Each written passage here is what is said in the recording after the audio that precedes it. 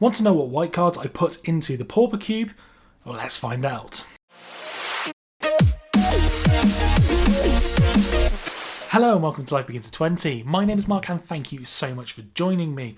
Now, if you've been following along this budget cube build along series, it's now time to actually get into seeing which cards I've put into the cube. What I will mention to start off with is that I've upped the cube size to 450 cards rather than the 405, but that's just going to be going through testing, and then hopefully during that point in time I can see which cards are performing, which ones are not, and then slowly whittle it down to 405. But at this moment in time, with Masters 25 coming out as well, during the point in time where I was building this, I actually wanted to put in 10 cards from there and a few other bits and pieces as well, just to kind of see how the cube was going, and then we can look at bringing that size down. But for now it's 450 cards, and there'll be a link in the description below as well for the cube tutor link to see that cube as a whole list. If you want to just copy it, feel free to. If you want to make your own changes and suggestions, again, let me know in the comment section below. If you see some cards in there you think, oh, why have you got that in there?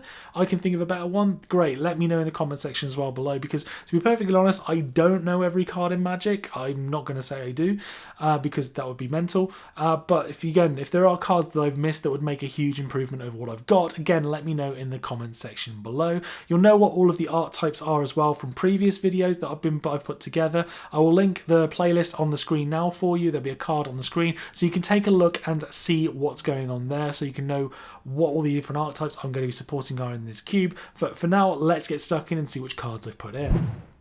So starting off with the 1-drops, we've got ourselves 2 suspend creatures here, and I'm only classing these as 1-drops rather than their actual mana cost, because this is what, generally speaking, most people will actually be playing them for, and are great early on in game as well. So we've got Ivory Giant and Shade of Trocaire.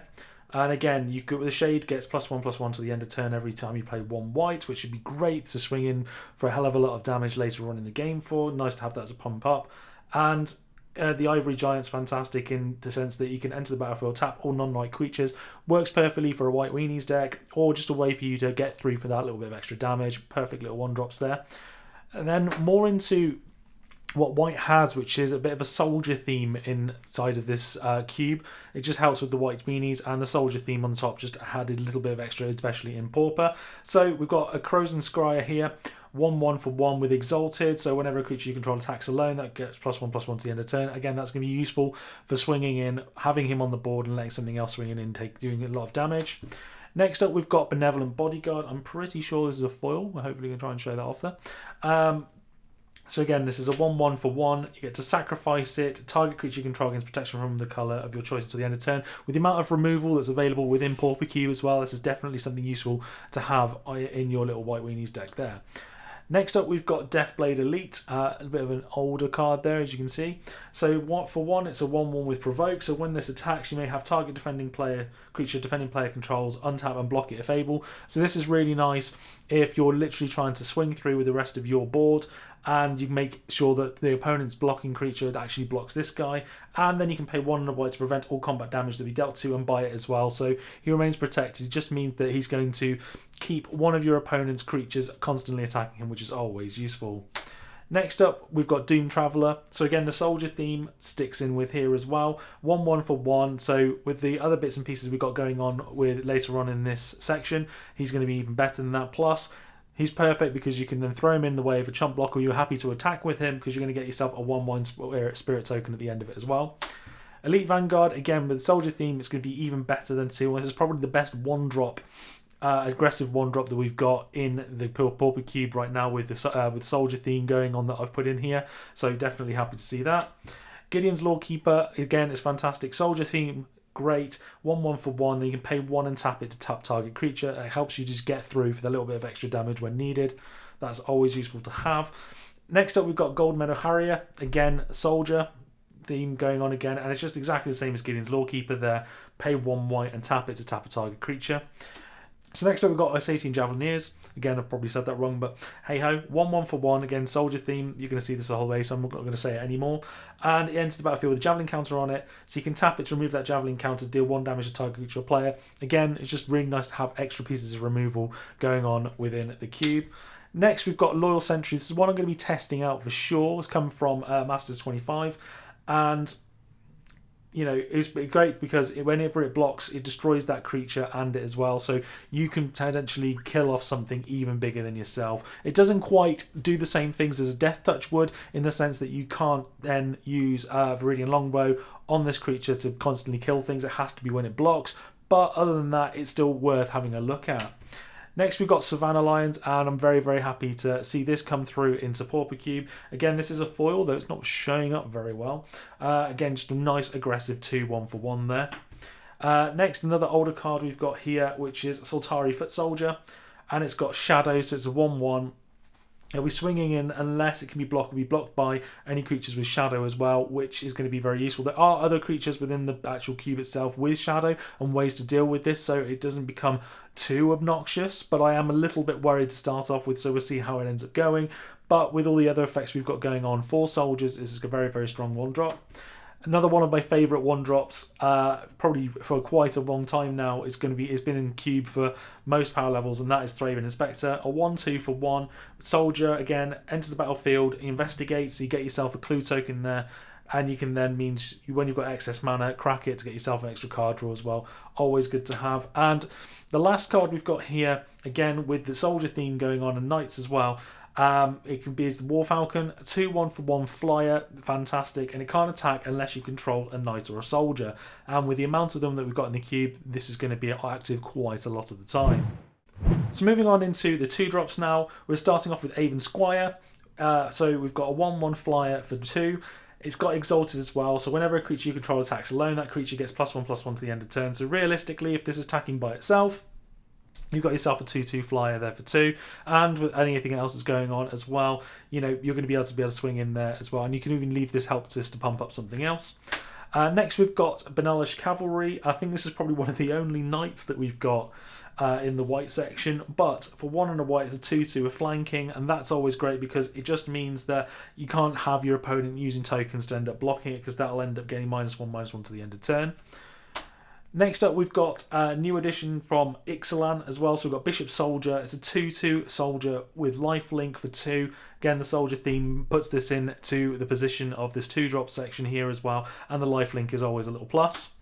Again, another new addition from Masters 25. It is foil and it's struggling to come up here. But we've got ourselves a 1-1 double striker for 2. Put some equipment onto this thing and it will do some serious work for us. Next, we've got Core Skyfisher, so a lot of people will end up seeing this. So for 2, you've got a 2-3 flyer, and when it enters the battlefield, return target permanent you control to its owner's hands, which is fantastic then because we're also producing a bounce mechanic archetype going on within white, plus the blue, the Azorius skill with the blue-white combo there has got the blink archetype as well, so it sits perfectly into there. Plus, it just means that you can replay another card to get that extra into the battlefield trigger as well, which is always nice. Next up, we've got Leonin Sky Hunter. So for 2 white, you've got a flying 2-2. Again, that's still pretty decent to have there. Next, we've got Lone Missionary. This one is foil. We're just trying to show that up.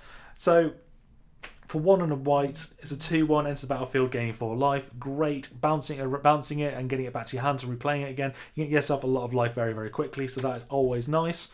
Next, we've got Phantom Nomad. So for 1 and a white, you've got a 2-2, but it enters with 2 +1/+1 counters on it. That's how it is, a 2-2. And if damage will be dealt to it, prevent that damage by removing a 1-1 counter from it. So it means that it's going to be able to swing in, and unless it gets blocked, it means it's still going to be around for the next time it attacks as well, which is nice to have. Next, we've got Seeker of the Way. A 2-2 for 2 with prowess, and it's fantastic. You're going to be casting a load of spells. You're going to be able to get yourself lifelink whenever you cast a non-creature spell with it on the board as well. Casting those extra spells, pumping it up quite quickly. And with the amount of enchantments we've got going on in white as well, it can be doing some serious work. Next, we've got Soltari Trooper. 1 and a white is a 1-1 with Shadow again. And if it attacks, it gets +1/+1 to the end of turn. So a 2-2 with Shadow with all the rest of the soldier things going on is pretty strong for us. Next up, we've got a potentially slightly obnoxious card going on now with Standard Bearer. I mean, with the amount of removal that is around in Pauper Cube, it is always nice to have something like this going on inside there. So it's a 1-1 for 2. If an opponent plays a spell or ability that could target a flag bearer in play, that player chooses at least one of those flag bearers as a target. So it just means that if they're trying to get rid of something and you've got this on the board, you're going to be able to protect all the rest of your creatures until it is removed, and that's always nice. They can end up forgetting about it and wasting a piece of removal. Next we've got Syndicate Tides, so we've got one of our extort creatures here, giving us a bit of life, extra life going on. It's a 2/2 for 2, and whenever you cast a spell you may pay a white or a black, and if you do, each opponent loses 1 life and you gain that much life, and that's any kind of spell. So if you're going to be playing a lot of cheap creatures, fantastic. And one of the payoff cards we've got going on for soldiers, which I did mention before. So for 2 white, it's a 2/3, and other soldier creatures you control get +0/+1, and that, when you're trying to be swinging in and potentially against tokens or something along those lines, can make a big difference. And you'll notice then in the 3 drops, we've got the other half of this. So moving on into the 3 drops now, we've got Attended Knight. So for 3, you've got ourselves a 2/2 with First Strike, which is great stats on there, and it enters the battlefield to create a 1/1 soldier creature token as well, which can always be good. My only question was, why is this one a knight and not a soldier? But that's the, you know, nothing really. It just means the soldier extra token, extra body is going to be fantastic for us. Avon Riftwatch is next. 2 and a white, it's a 2/2 flyer with Vanishing 3. When it enters the battlefield or leaves the battlefield, you gain 2 life. So again, this would be really nice to have, swing in and do some damage, blink it away, bring in a lot of life again, and it then comes back with the Vanishing counters on it as well as a new permanent, so you can just keep doing that and getting quite a lot of value from there, especially being a 2/3 body. Next up, we've got Ballynock Cohort. So for 2 and a white, 2/2 First Strike Soldier. When it gets +1/+1, as long as you control another white creature, you're going to definitely be covering a lot of white creatures. So this is realistically is always going to be a 3/3 First Striking body for 3. Can't say no to that. Next, we've got another one of our extort creatures here with Basilica Guards. So for 2 and a white, it's a 1/4 defender with extort on there, and I wanted to make sure that white had some way of being a slightly control deck as well. So that is why this card is in here. So next up we've got Ironclad Slayer, 2 and a white, 3/2 Human Warrior. When it enters the battlefield, you may return target aura or equipment card from your graveyard to your hand. We're playing a fair amount of those auras, plus with a white weenie kind of deck going on, and you get hold of Bone Splitter. If your opponent manages to get rid of that, you're going to be able to get this back as well, and it just means that you can happily swing in with your creatures with those auras on, not worrying about the creature dying, because you're going to be able to get some of the stuff back as well. Very useful to have. Next we've got Core Sanctifiers. So for 2 and a white, it's a 2/3 with a kicker of 1 white. Enters the battlefield. If it was kicked, destroy target artifact or enchantment. Always good to have that kind of removal in the cube. Next, we've got Soltari Visionary. So for 1 and 2 white, it's a 2/2 with Shadow. And if it damages any player, destroy target enchantment that player controls. So it just enables us to get through. With Shadow, it just means it might happen a lot more often than not. And destroying an enchantment can always be useful. Next up, we've got Territorial Hammerskull, another card from Ixalan that I was very, very impressed with. And for 2 and a white, it's a 2/3 dinosaur. When it attacks, tap target creature and opponent controls. And this is really, really strong for us to have. You'll be swinging in, you're going to get rid of one of their blockers, just meaning that more of your creatures can get through. Next up, we've got Troubled Healer. Again, we do like some of these older cards. For 2 and a white, you got a 1/2. You can sacrifice a land and prevent the next 2 damage that be dealt to target creature or player this turn. That's always going to be very, very helpful for us, especially if we can get this down later on in the game, have plenty of land going on, trying to be swinging in, and your opponent decides, they're going to try and wipe the board with Crypt Rat, for example. And it just means that if you can prevent a lot of that damage, fantastic.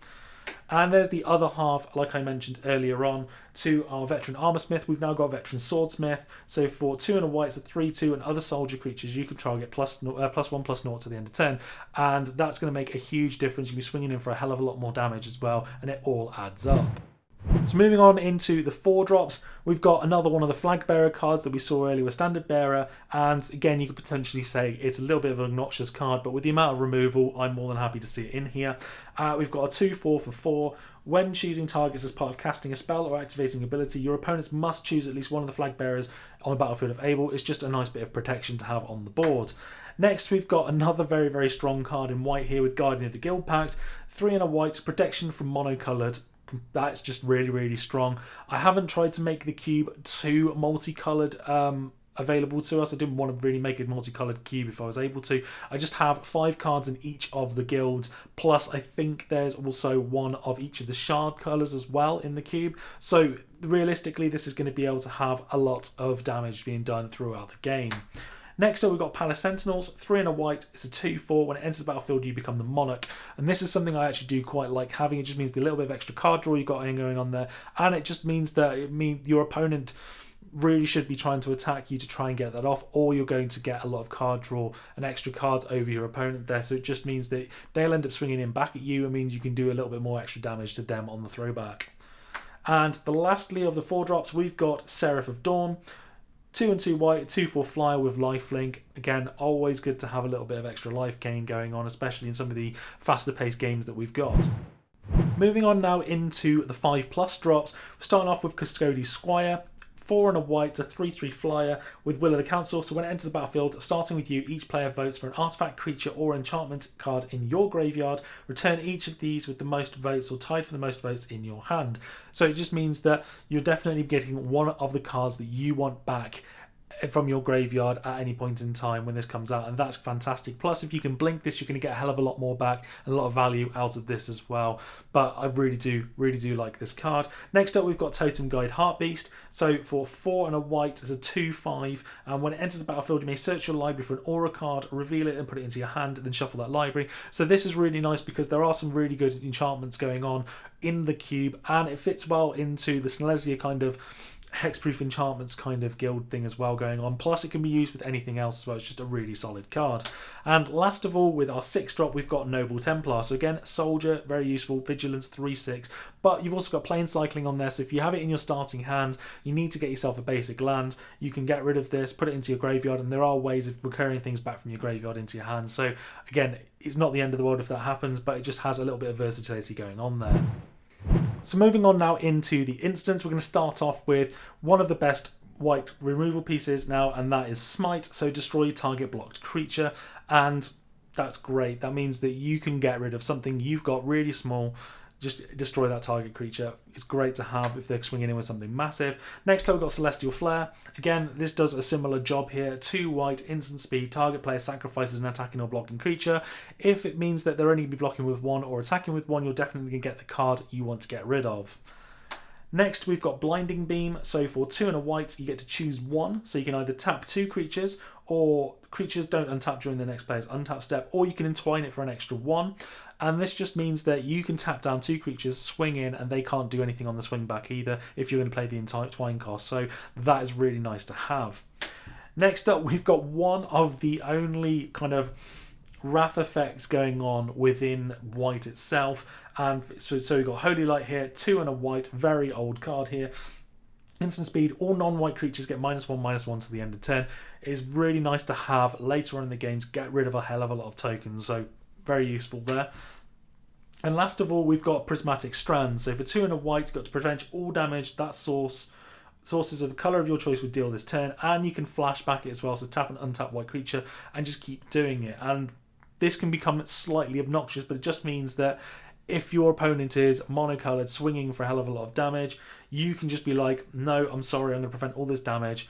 They're then exposed for you to attack on the flashback as well. And half the time people don't necessarily remember it being in the graveyard the second time round, so that's also how it really has to have. And I do like having cards that have the ability to be used from a graveyard as well. As perfect to have in cube. Moving now on to the sorceries, we don't have that many of them, but we're going to start off with Sunlance. Deals 3 damage to target non-white creature, so it's almost a white lightning bolt, but yeah, nowhere near as strong. Still good to have though. Next we've got Battle Screech, so this is going to enable us to get some flying tokens quite nicely. So 2 and a white get to 2 1/1 white bird creature tokens with flying into play, and you can flashback it from the graveyard as well, getting extra value out of it by tapping 3 untapped white creatures you control, and you can just tap 2 of the birds to get, and just 1 extra creature to get the value there. So that's nice to have. And last of all, we've got Ken's Enlistment, and this one again is a foil. I don't know if you can see. We'll try it anyway. 3 and a white, put 2 1/1 white kicking soldier creature tokens onto battlefield. We all know how soldiers are going to be very good here. And it's got Retrace as well, so it just means that you can cast it from your graveyard by discarding a land card. And this can become very, very strong. You just keep doing it, keep doing it, keep doing it. If you've got loads of excess land in your hand, or you're just top decking land, perfect to get rid of, and retrace this back. So moving on now into the enchantments, and we've got a fair few of them within white here. So starting off with Hyena Umbra, 1 cost, enchant creature gets +1/+1 and first strike, plus its Totem Armor, so if enchanted creature would be destroyed, instead remove all damage from it and just destroy this. So it's got a bit of protection on it, and 1/1 first strike for 1 is very, very nice to have. Next we've got Oppressive Rays. So for 1, we've got Enchanted Creature, can't attack or block unless its controller pays 3, and activate abilities of Enchanted Creature cost 3 more to activate as well. So that's a nice pacifism effect. Yes, if they've got excess mana, they can end up getting you out of it, but to be perfectly honest, early on in the game, this is going to tie something down quite a lot. Next, we've got Bonds of Faith. So this one has got a little bit of two things going on for us. Either we've got a pacifism effect here, if you're putting it on a non-human creature that your opponent has, or if it's a human for yourself, is getting it +2/+2. So I do like the versatility there of being able to either tie down something from your opponent, or it means you've got something for yourself. Next, we've got Journey to Nowhere. So for 1 white, enters the battlefield, exile target creature. It stays exiled until this leaves the battlefield. So it's similar to that of Oblivion Ring, except you can't abuse that one in the same way. Pacifism's up next, so again, similar to Bonds of Faith, it just means that it can't attack or block full stop, and that's all it can't do, and you've got a nice foil there going on as well. Next, we've got Temporal Isolation. So for 1 white, with Flash, enchant creature, it can now gives it Shadow, and prevent all damage that would be dealt by enchanted creature. So this again is another pacifism effect, but that just means that if your opponent is playing a creature with Shadow, you can put it onto, for example, put it onto one of your own creatures and just use it as a constant blocker for that, and there's nothing really your opponent can do about it without removing that.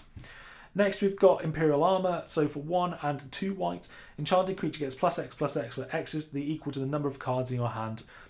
Again, this could be very, very strong if you're playing a more conservative route or just collecting up the cards until you really need to use it, and this could do some serious work for you. We spoke of Oblivion Ring earlier. It's in the cube for obvious reasons. 2 and a white, enters the battlefield, exile another target permanent. When it leaves the battlefield, return it. And this one you can abuse with blink effects as well. Next, we've got Recumbent Bliss. So for 2 and a white, again, it's another pacifism style effect. And at the beginning of your upkeep, you may gain 1 life. So you can literally pacifism something out, but you're always going to get a little bit of life gain every single turn for when that happens. And last of all, we've got Faith's Fetters. So for 3 and a white, when it enters the battlefield, you gain 4 life, and enchanted permanent activate abilities can't be activated unless they're mana abilities. If enchanted permanent is a creature, it can't attack or block. So it's another pacifism effect going on there, but you're just gaining yourself 4 life straight away. That's, again, always quite handy to have. So we've got lots of ways of tying down your opponent's creatures. So there we have all of the white cards in my cube and why I've put them in there. So we've got primary aggro is what we're going for with white. So that's why White Weenies is so heavily supported with the soldiers. It's very, very strong in Pauper as well there. But to be honest, Savannah Lions had to go straight in because a 2-1 for 1 with no downside is fantastic for us. And then as we got later on into the cube, you got to see more of the control cards, which is a secondary aspect of the colour I'm trying to support. But a lot of these cards fit well into other archetypes as well. So you've got blue-white flyers. We've got a few flyers in there. We've got blue-white, which is actually bounce is going to be there. You know, bounce and flicker is going to be their main actual archetype. And we've got cards that help support that as well, which is fantastic. Now, as you're going to be seeing over the next few days, there's going to be a video every single day with all of the different colours. So definitely hit the bell notification icon next to the subscribe button so you know when all of these come out and you don't miss them at all. But if you don't want to wait for these videos, there'll be a Cube Tutor link in the description as well for you. So you can see the entire cube. You can look through and see what cards I've put in. And if you have any suggestions for me of cards that would actually improve what I've done, do let me know in the comment section as well below, because I'd be very interested to find out what you all think. Plus, one thing that was going to be coming up very soon is that I'm going to be actually doing with this cube some cube paper magic gameplay, because I know you've been asking for it for quite a while. And if anybody's been taking a look on my social media recently, I've done a collaboration with Untitled MTG, which you can watch up here, where we put together 2 of the challenger decks that are coming out at the beginning of April, so you can see what those decks gameplay wise is like and get a feel of what I'm going to be trying to do with the cube gameplay as well. So definitely do check that out. I would just like to take this moment to thank my Patreons of the channel. I can't thank you enough for the help and support that you're giving me. If you'd like to do the same, head over to patreon.com/lifebegins@20, and there'll be a link in the description below for that as well, where there are plenty of rewards to choose from. With your support, we can really push to make this channel even better. If you enjoyed the video, hit that like button, and if you haven't already, hit that subscribe button for new videos every Tuesday and Friday. With your support, we can really help this channel to grow. Thank you all for watching, and I'll see you in the next video.